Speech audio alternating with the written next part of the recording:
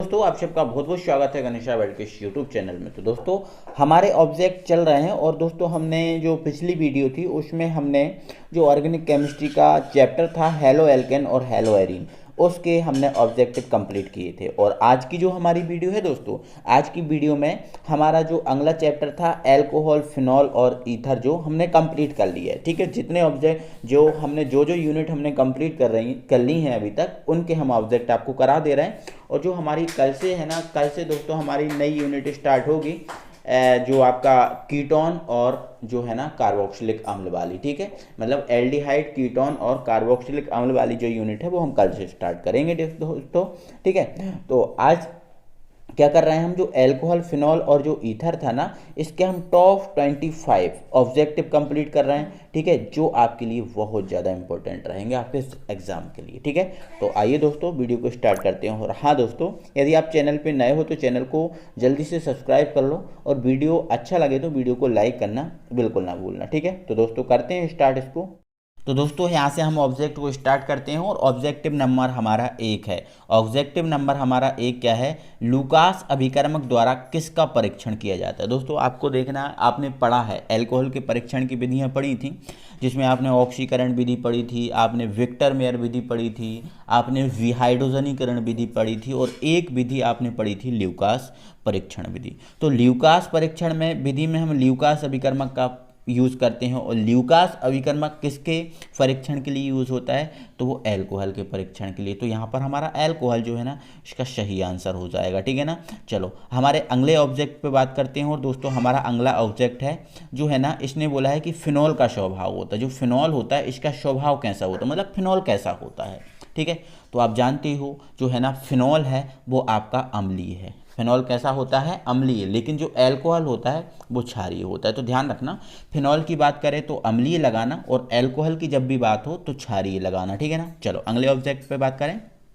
अगला ऑब्जेक्ट है फिनॉल को क्लोरोफॉर्म व क्षार के साथ गर्म करने पर प्राप्त होता है। दोस्तों आपने पढ़ा है कि जब फिनॉल को क्लोरोफॉर्म और क्षार NaOH के साथ या क्षार KOH के साथ गर्म किया जाता है, तो मतलब एक राइमर टीमैन अभिक्रिया आपने पढ़ी है। राइमर टीमैन अभिक्रिया मैंने आपको पढ़ाई है। तो जो राइमर टीमैन अभिक्रिया थी दोस्तों, इस राइमर टीमैन अभिक्रिया का प्रोडक्ट के बारे में पूछा, क्योंकि राइमर टीमैन अभिक्रिया में ही हम फिनॉल, क्लोरोफॉर्म और क्षार को गर्म करते हैं। ठीक है, तो उसमें क्या प्राप्त होता था, तो दोस्तों उसमें सैलिसैल्डिहाइड प्राप्त हुआ करता था। क्या प्राप्त हुआ था, सैलिसैल्डिहाइड। तो ऑर्थो और पैरा दोनों प्राप्त हुआ करते थे। ऑर्थो की मात्रा ज़्यादा हुआ करती थी और पैरा की मात्रा कम हुआ करती थी, लेकिन दोनों में सैलिसैल्डिहाइड प्राप्त हुआ करता था। रिंग के ऊपर OH और यहाँ पर CH, ये आपको सैलिसैल्डिहाइड प्राप्त हुआ करता था। तो इसका आंसर क्या हो जाएगा, सही सैलिसैल्डिहाइड है। अगर आपने दोस्तों ये जो पढ़ा है ना, जो थ्योरेटिकल जो पार्ट है, अगर उसको आपने अच्छे से पढ़ा है तो ऑब्जेक्ट में तो आपको दिक्कत जानी ही नहीं है, क्योंकि थ्योरेटिकल जो पार्ट है उससे ही जो ऑब्जेक्टिव क्वेश्चन है ना वो बनते हैं, निकलते हैं। ठीक है, नेक्स्ट है हमारा एल्कोहल की जल में अत्यधिक विलेयता का कारण क्या है। जो एल्कोहल है वो जल में बहुत ज़्यादा घुलता है, बहुत ज़्यादा घुलता है। इसका कारण क्या है, तो मैं दोस्तों पहले भी आपको चीज़ों को क्लियर कर चुका हूँ और आज भी एक चीज़ बता रहा हूँ। अगर कोई चीज़ जल में घुलती है, इसका सीधा साधा कारण है कि उसमें हाइड्रोजन बंध है, क्योंकि हाइड्रोजन बंध के कारण ही कोई चीज़ जल में घुलती है, और हाइड्रोजन बंध नहीं तो वो चीज़ जल में नहीं घुलेगी। तो सिंपल सा कारण क्या है, जल के साथ हाइड्रोजन बंध, जल के साथ हाइड्रोजन बंध ही आपका सबसे बेस्ट जो है ना वो कारण है। ठीक है ना, नेक्स्ट है विलियमसन संश्लेषण का उपयोग किसके निर्माण में किया जाता है। तो बिल्कुल आप जानते हो दोस्तों, बिल्कुल आप जानते हो। तो विलियमसन संश्लेषण में हम ईथर प्राप्त करते हैं और डाई एथिल ईथर प्राप्त करते हैं, मतलब C2H5 single bond O single bond C2H5 die ethyl ether प्राप्त करते हैं ना। ठीक है, तो ईथर के लिए किया जाता है। और जो विलियमसन संश्लेषण में जो ईथर प्राप्त होता है इसको सल्फ्यूरिक ईथर भी बोलते हैं। इसको कौन सा ईथर बोलते हैं, जो डाई एथिल ईथर है इसको सल्फ्यूरिक ईथर बोलते हैं, क्योंकि विलियमसन संश्लेषण में हम सल्फ्यूरिक अम्ल का यूज़ करते हैं। तो ये तो आप जानते हो है ना, सिंपल सी बात है। मैं बोल रहा हूँ अगर आप बहुत अच्छे से थ्योरेटिकल पार्ट पढ़े हो, अच्छे से समझा है, तो यहाँ पर कोई दिक्कत नहीं है। ठीक है, चलो ईथर के समावयवी होते हैं, मतलब ईथर के समान कौन होते हैं, कहने का मतलब इसने ये है कि ईथर के समावयवी होते हैं। तो मतलब ईथर के समान कौन होता है। ठीक है, देखो इधर मैं आपको बता देता हूँ, C2H या फिर मैं कोई सा दूसरा ईथर ले लेता हूँ। ठीक है, यहाँ पर समझो, जैसे मैंने ले लिया है CH3 single bond O single bond CH3। ठीक है, अब यहाँ पर आपका जो ईथर समूह है, ठीक है, अब इसका समावयवी लिखना है। तो इसका अगर समावयवी लिखूं, देखो इसमें C कितने हैं 2, H कितने हैं इसमें 6 हैं, और O कितना है 1 है। ठीक है, तो क्या मैं इसको ऐसा नहीं लिख सकता, C2H5 सिंगल बॉन्ड OH लिख सकता हूँ? बोलो, ये है आपका ईथर। क्या मैं इसको ऐसा नहीं लिख सकता? बिल्कुल लिख सकता हूँ, क्योंकि C इसमें 2 थे, ऊपर इसमें 2 थे, तो इसमें भी C 2 है। H कितने हैं इसमें 6, तो ऊपर वाले में 6 है, H है, तो नीचे वाले में देख लो 6 H हैं, 5 इधर और 1 इधर, 1 O था 1 O, मतलब यहाँ पर समावयवी की बात की है। ठीक है, तो यहाँ पर देखो ईथर का समावयवी कौन है? एल्कोहल है, फिनॉल तो हो ही नहीं सकता, कीटोन नहीं है ना, एमीन नहीं है। ठीक है, तो यहाँ पर सही आंसर आपका क्या हो जाएगा? एल्कोहल। ईथर का समावयवी कौन है? एल्कोहल, है ना, क्योंकि इसमें समावयवता है, और समावयवता आप जानते हो क्या होता है। ठीक है, चलो आगे बढ़ते हैं। फॉर्मेल्डिहाइड, फॉर्मेल्डिहाइड ग्रिग्नार्ड अभिकर्मक से क्रिया कर बनाता है। जो फॉर्मेल्डिहाइड है, यदि हम इसकी ग्रिग्नार्ड अभिकर्मक से क्रिया करा दें तो क्या बनता है? दोस्तों आपको बता देते हैं, यदि फॉर्मेल्डिहाइड की ग्रिग्नार्ड अभिकर्मक से साथ अभिक्रिया कराते हैं तो हमें प्राथमिक एल्कोहल प्राप्त होता है। कौन सा एल्कोहल? प्राथमिक एल्कोहल। बट दोस्तों यदि हम एसिटल्डिहाइड की ग्रिग्नार्ड अभिकर्मक से क्रिया कराएं, किसकी? एसिटल्डिहाइड की, तो हमें द्वितीय एमीन प्राप्त होगा। और यदि एसीटोन की ग्रिग्नार्ड अभिकर्मक से क्रिया कराएं तो हमें तृतीय एमीन प्राप्त होगा। तो आपको याद रखना है। ठीक है, जब फॉर्मेल्डिहाइड की ग्रिग्नार्ड से कराएंगे तो प्राथमिक प्राप्त होगा। ठीक है, एसिटल्डिहाइड की कराएंगे तो द्वितीय प्राप्त होगा, और यदि एसीटोन की कराएंगे ग्रिग्नार्ड अभिकर्मक से तो तृतीय एमीन। ये हमने सब सीखा है दोस्तों, सब हमने आपको पढ़ाया है। ठीक है, तो इसमें तो आपको टेंशन होनी नहीं चाहिए मेरे भाई। ठीक है, चलो अगले क्वेश्चन पे बात करो। निम्न में से कौन सा थैलिक अम्ल से क्रिया करके अम्ल क्षार सूचक बनाता है? थैलिक अम्ल, थैलिक अम्ल जानते हो? थैलिक अम्ल जानते हो? रिंग के ऊपर COOH और ऑर्थो पर COOH, ये आपका थैलिक अम्ल होता है। तो कौन थैलिक अम्ल से क्रिया करके क्षार सूचक बनाता है? तो यहाँ पर आपको ये बताना। ठीक है, तो ये मेरे भाई जो फिनॉल है, इस यदि फिनॉल की थैलिक अम्ल से क्रिया करा दें तो क्षार का हमें सूचक प्राप्त हो जाता है। ठीक है, तो थोड़ा सा याद रखना, कुछ थोड़ा सा याद रखने पड़ते हैं। ठीक है ना, चलो आगे बढ़ो। एल्कोहल को विषैला बनाने के लिए क्या प्रयुक्त किया जाता है? एल्कोहल को यदि हमें विषैला बनाना है तो उसके लिए हमें क्या प्रयोग करना पड़ेगा? ठीक है दोस्तों, एल्कोहल को विषैला बनाने के लिए प्रयुक्त किया जाता है मैथिल एल्कोहल का। ठीक है, एल्कोहल को विषैला आकार बनाना है तो हम किसका यूज़ कर लें? मैथिल एल्कोहल का यूज़ कर लें, तो एल्कोहल जो है ना विषैला बन जाता है। ठीक है ना, चलो अगले ऑब्जेक्ट पे बात करो मेरे भाई। हमारा अगला ऑब्जेक्ट क्या है? अगला ऑब्जेक्ट है हमारा एथिल एल्कोहल को व्रंजक चूर्ण के साथ, बिल्कुल सिंपल बात है भाई, एथिल एल्कोहल को ब्रंजक चूर्ण के साथ गर्म करना है, और एथिल एल्कोहल को ब्रंजक चूर्ण के साथ गर्म करेंगे तो हमें क्या प्राप्त होगा उसको देखना है। तो एथिल एल्कोहल को जब ब्रंजक चूर्ण के साथ गर्म करेंगे तो हमें क्लोरोफॉर्म प्राप्त होगा। ये हमने हेलोफॉर्म अभिक्रिया आपको कराई थी, एक हेलोफॉर्म अभिक्रिया कराई थी, और हेलोफॉर्म अभिक्रिया में जो एथिल एल्कोहल की ब्रंजक चूर्ण के साथ क्रिया होती है। ठीक है, तो ये आपको ध्यान रखना है थोड़ा सा अच्छे तरीके से। ठीक है ना, चलो आगे बात कर ले दोस्तों, अगले क्वेश्चन पे हम बात करते हैं दोस्तों। ठीक है ना, चलो आ जाओ दोस्तों। अब है हमारे रिक्त स्थान, रिक्त स्थान की पूर्ति हमें करना है। तो यहाँ पर हमसे पहले बोला है खाली स्थान की उपस्थिति के कारण एल्कोहल का क्वथनांक उच्च हो जाता है, मतलब क्वथनांक जो है ना एल्कोहल का अधिक हो जाता है, बढ़ जाता है, वो किसके कारण होता है?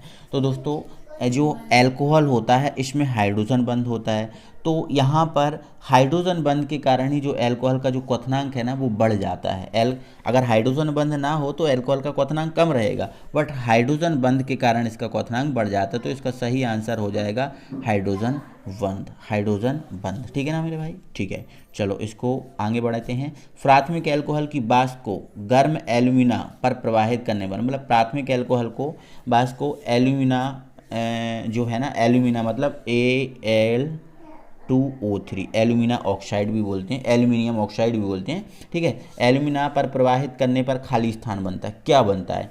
ठीक है, तो यहाँ पर क्या बनता है वो आपको देखना है। प्राथमिक एल्कोहल को हमें क्या करना है? एल्यूमिना की वाष्प पर सॉरी एल्यूमिना पर प्रवाहित करना है। तो जैसे ही दोस्तों हम प्राथमिक एल्कोहल को एल्यूमिना पर प्रवाहित करेंगे तो इसमें जो एल्कोहल है इसका निर्जलीकरण हो जाएगा, मतलब जल इसका जो है ना बाहर निकल जाएगा, है ना। एल्कोहल का जो जल है वो बाहर निकल जाएगा, और जब एल्कोहल का जब बाहर जल निकल जाएगा तो हमें केवल C2H4 प्राप्त होगा, मतलब एल्कीन प्राप्त होगा। तो यहाँ जो है ना हमारा सही आंसर होगा इसका एल्कीन, ठीक है ना। क्या होगा मेरे भाई, एल्कीन होगा, ठीक है, एल्कीन इसका सही आंसर, ठीक है। नेक्स्ट है ल्यूकास अभिकर्मक निर्जल ZnCl2 तथा खाली स्थान का मिश्रण होता है, ठीक है। तो किसका होता है, तो जो आपका ल्यूकास अभिकर्मक होता है HCl, ठीक है, और जिंक क्लोराइड ZnCl2 का मिश्रण होता है। तो ये हमें पता है, सिंपल सी बात है, ठीक है। चलो आगे बढ़ते हैं और अगले ऑब्जेक्ट पे हम बात करते हैं, ठीक है। 3 हमारे हो चुके हैं यहाँ पर कंप्लीट, है ना। अब अगले पे बात करते हैं, हमारा चौथा है, ठीक है। चलो एक बार समझते हैं इसको, ठीक है। फिनॉल को जिंक चूर्ण के साथ गर्म करने पर, यदि जो फिनॉल है इसको जिंक चूर्ण के साथ गर्म करें तो आप देखो ये जो रिएक्शन है इसको बना के देखना है आपको, ये सारी रिएक्शन आपको कराई है आपको, ठीक है। जो फिनॉल था उसको हमें किसके साथ गर्म करना है, जिंक चूर्ण के साथ। तो देखो ये आपका मैं थोड़ा सा रिएक्शन भी बता रहा हूँ यहाँ पर। ये फिनॉल था, इसको हम Zn के साथ गर्म करेंगे तो Zn के साथ जो O है वो ZnO बना के निकल जाएगा, ZnO बाहर निकल जाएगा। तो अब क्या बचा, रिंग के ऊपर H बचा, ठीक है, जो आपका क्या होगा, बेंजीन होगा। क्या होगा, बेंजीन होगा। तो मतलब यहाँ हमारा सही आंसर हो जाएगा बेंजीन। क्या हो जाएगा मेरे भाई, बेंजीन यहाँ पर सही आंसर हो जाएगा, ठीक है। तो ऐसे करके थोड़ा सा समझते जाओ आप, ठीक है। नेक्स्ट है फिनॉल फॉर्मेल्डिहाइड को अधिक मात्रा के साथ उच्च ताप पर संघनित होकर, फिनॉल फॉर्मेल्डिहाइड के साथ, मतलब ये फिनॉल है यदि हम इसकी फॉर्मेल्डिहाइड से रिएक्शन करा दें तो फॉर्मेल्डिहाइड से रिएक्शन कराने पर एक बेकिलाइट प्राप्त होता है। क्या प्राप्त होता है, बेकिलाइट। बेकिलाइट मतलब एक प्लास्टिक ही है, बेकिलाइट मतलब क्या है, एक प्लास्टिक ही है। तो यहाँ से प्लास्टिक हमें प्राप्त हो जाता है, प्लास्टिक, ठीक है ना। चलो लकड़ी के भंजक आसवन से, जो लकड़ी है इसका यदि भंजक आसवन कराएं, ठीक है, तो खालिस्तान एल्कोहल प्राप्त होता है, ठीक है। तो यहाँ से मिथाइल एल्कोहल, यदि लकड़ी का भंजक आसवन कराएं तो हमें मिथाइल एल्कोहल प्राप्त होता है। तो मिथाइल इसका है जो सही आंसर होगा, मिथाइल एल्कोहल, ठीक है। फिनॉल का स्वभाव अम्लीय होता है, जानते हो, ठीक है, कोई दिक्कत नहीं है। फिनॉल का स्वभाव कैसा होता है, अम्लीय, ठीक है। चलो ओके आगे बढ़ते हैं। तो इतना जल्दी से स्क्रीनशॉट ले लो, इतना कंप्लीट कर चुके हो तो, ठीक है, आगे बढ़ रहे हैं हम, ठीक है। चलो आगे बढ़ते हैं और हमारा ये 8वां है, ठीक है।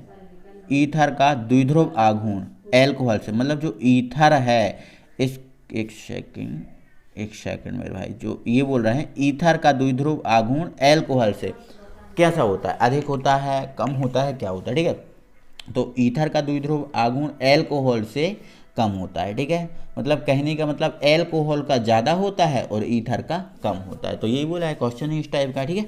चलो द्वितीय एल्कोहल के ऑक्सीकरण कराने, मतलब द्वितीय एल्कोहल का यदि ऑक्सीकरण करा दें तो हमें क्या प्राप्त होता है। तो देखो एक सेकंड हम समझते हैं इसको। द्वितीय एल्कोहल का हमें ऑक्सीकरण कराना है, ठीक है। तो हमें मेरे भाई, वैसे आपने ऑक्सीकरण विधि पढ़ी होगी। ऑक्सीकरण विधि में हमने देखा था, हमें द्वितीय एल्कोहल का जब ऑक्सीकरण कराया जाता है तो हमें कीटोन प्राप्त होता है, मतलब एसीटोन प्राप्त होता है, ठीक है। तो जो मेथड हमने जब ऑक्सीकरण विधि पढ़ रहे थे तो उसमें चीज़ें हमने देखी थी, ठीक है। चाहो तो आप फिर से अभी करा सकते हो इसका ऑक्सीकरण, ठीक है। द्वितीय एल्कोहल का ऑक्सीकरण कराओगे तो हमें कीटोन ही प्राप्त होगा, जल और CO2 इसमें से बाहर निकल जाएगा, जल और CO2 इसमें से क्या होगा, बाहर निकल जाएगा और हमें कीटोन प्राप्त हो जाएगा, ठीक है। अब यहाँ बोला है निश्चेतक के रूप में खाली स्थान का, तो निश्चेतक के रूप में ईथर का उपयोग किया जाता है, ठीक है। तो ध्यान रखना निश्चेतक के रूप में ईथर का, और ध्यान रखना क्लोरोफॉर्म है, क्लोरोफॉर्म का भी निश्चेतक के रूप में उपयोग किया जाता है, ठीक है।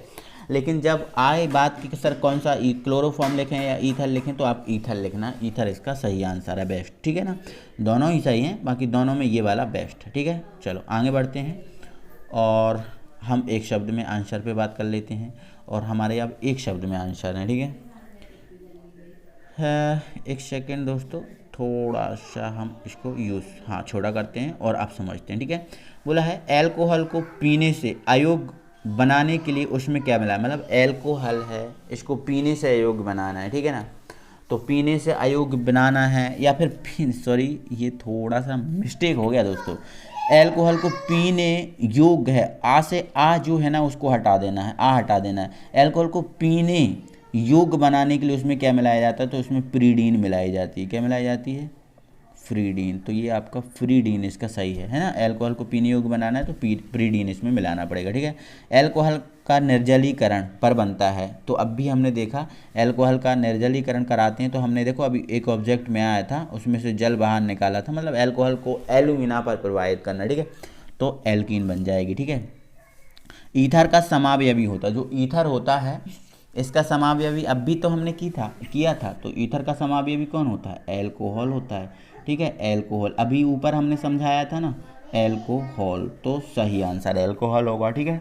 ठीक है, अगली बात करते हैं। उस प्राथमिक एल्कोहल का नाम बताइए जो आयोडोफॉर्म परीक्षण देता है, ठीक है। कौन सा प्राथमिक एल्कोहल आयोडोफॉर्म परीक्षण देता है, तो एथिल एल्कोहल, ठीक है। इसका आंसर क्या है, एथिल एल्कोहल, ठीक है, एथिल एल्कोहल। क्योंकि जब एथिल एल्कोहल की जो है ना हम ब्रंजक चूर्ण के साथ अभिक्रिया कराते हैं तो क्लोरोफॉर्म, आयोडोफॉर्म या ब्रोमोफॉर्म बनता है, ठीक है। तो एथिल एल्कोहल इसका सही आंसर है, ठीक है। चलो आगे बढ़ते हैं दोस्तों, हमारे 5वें ऑब्जेक्ट पे बात कर लेते हैं। हमारा 5वां ऑब्जेक्ट देख लेते हैं। एल्कोहल तथा फिनॉल में कार्बन की संकरण अवस्था लिखिए, एल्कोहल और फिनॉल में, ठीक है। तो अगर एल्कोहल की बात करें तो एल्कोहल में sp3 संकरण होता है, ठीक है। देखो यहाँ पे जैसे ये लिखा है CH3OH, ठीक है। तो ये वाला कार्बन से 3 H जुड़े हैं और एक बॉन्ड जुड़ा है, तो 3 H जुड़े हैं तो 3 बॉन्ड यहाँ मिल जाएंगे और एक बॉन्ड यहाँ पर बना ही है। 3 और 1 कितने हो गए, 4 बॉन्ड हो गए, और 4 बॉन्ड में होता है sp3, तो ये sp3 हो जाएगा। लेकिन फिनॉल में अगर हम बात करें तो फिनॉल में ये होता है फिनॉल का सूत्र, ठीक है। तो यहाँ पर देखो 3 बॉन्ड है, एक ऊपर एक इधर और एक इधर, 3 है, 3 में होता है sp2। देखो 3 गए, एक S का 2 P के, 4 हैं तो एक S का 3 P के 4, और यहाँ फिनॉल में 2, तो यहाँ पर sp3 और sp²। तो ये याद रखोगे आप, ठीक है, ज़रूरी है आपके लिए, ठीक है। चलो आगे बात करें। प्राथमिक एमीन का नाइट्रस अम्ल की क्रिया से बनता है। प्राथमिक एमीन पर हम यदि नाइट्रस अम्ल की क्रिया करा दें, प्राथमिक एमीन पर नाइट्रस अम्ल HNO2, ठीक है, तो आप देखो क्रिया करा के क्या बन रहा है, तो प्राथमिक एल्कोहल बनेगा, ठीक है। तो इसमें प्राथमिक एल्कोहल बन जाएगा। प्राथमिक एमीन पर नाइट्रस अम्ल की क्रिया करा दें तो प्राथमिक तो दोस्तों आपको थोड़ा प्रैक्टिस करना पड़ेगा यार, है ना, बिना प्रैक्टिस के काम नहीं चलेगा। जो आपको रिएक्शन कराई जा रही हैं थोड़ी उनकी ज़्यादा प्रैक्टिस करना पड़ेगा, और ज़्यादा प्रैक्टिस करोगे तो निश्चित तौर से आपसे ये बन जाएंगे। क्योंकि ऑर्गेनिक केमिस्ट्री ही एक ऐसी केमिस्ट्री है जो 100 मार्क्स दिला सकती है और 100 मार्क्स चुरा सकती है, ठीक है। तो ऐसे है, ठीक है। चलो आगे बात कर लेते हैं अगले ऑब्जेक्ट पे। जटिल कार्बनिक यौगिक को एंजाइम द्वारा धीमी गति से अपघटन करने की क्रिया, जटिल कार्बनिक यौगिक को एंजाइम द्वारा धीमी गति से अपघटन करने की क्रिया, तो ये तो आप जानती हो सड़ाना है, ये तो सड़ाना है, और सड़ाना क्या कहलाता है, किण्वन कहलाता है। सड़ाना क्या कहलाता है, किण्वन कहलाता है, तो यहाँ किण्वन सही हो जाएगा आंसर, है ना। कार्बोलिक, हाँ कार्बोलिक अम्ल किसे कहते हैं, यहाँ कार्बोक्सिलिक नहीं है, ध्यान रखना, यहाँ कार्बोलिक है, तो कार्बोलिक अम्ल होता है फिनॉल। कार्बोलिक अम्ल क्या होता है, फिनॉल होता है, ठीक है। तो ध्यान रखना कार्बोलिक अम्ल क्या है, तो कार्बोलिक अम्ल क्या है, फिनॉल। क्योंकि फिनॉल अम्ल है ना, तो यहाँ तो अम्ल पकड़ा गया। अब कार्बोलिक तो क्या है, कार्बनिक यौगिक है ना, तो ये आपका फिनॉल इसका सही आंसर हो जाएगा। मतलब ये आपके ऑब्जेक्ट हैं और ये ऑब्जेक्ट आपके लिए इंपॉर्टेंट है, ठीक है। तो मैं दोस्तों आपसे ये कह रहा हूँ, जरूरी नहीं कि आप ये ऑब्जेक्ट करो, आप तो कोई एक बुक के ऑब्जेक्ट कंप्लीट कर लो, और फिर इसके बाद आप कोई भी बुक उठा के देखोगे तो आपको ऐसा लगेगा यार ये तो मैंने पढ़ा है, ठीक है। तो एक ऑब्जेक्ट, एक बुक के, एक गाइड के, या फिर एक किसी के भी ऑब्जेक्ट कंप्लीट कर लो, ठीक है। तो जैसे मैंने करा रहा हूँ तो इनको कंप्लीट करो, ठीक है। इनको आप कंप्लीट करोगे तो आप कहीं से ही पढ़ोगे तो फिर ऐसा लगेगा यार ये तो मैंने पढ़ा है, मतलब ये तो रिवाइज है मेरे लिए, ठीक है। तो ऐसे करके, ठीक है। तो वीडियो अच्छा लगा दोस्तों तो वीडियो को एक बार लाइक करो, ठीक है। सभी फ्रेंड सर्कल में वीडियो शेयर कर लो, ठीक है, और ताकि सभी के पास ये पहुंच जाए, सभी के लिए ज़रूरी है क्योंकि ये तो है ना। और फिर अगली वीडियो में हम मिलेंगे, और कल से हम जो आपका एल्डिहाइड, कीटोन और कार्बोक्सिलिक अम्ल वाला जो चैप्टर है ऑर्गेनिक केमिस्ट्री का, इसको स्टार्ट करते हैं, ठीक है। चलो मिलते हैं तो अगली वीडियो में, तब तक के लिए थैंक यू वेरी मच।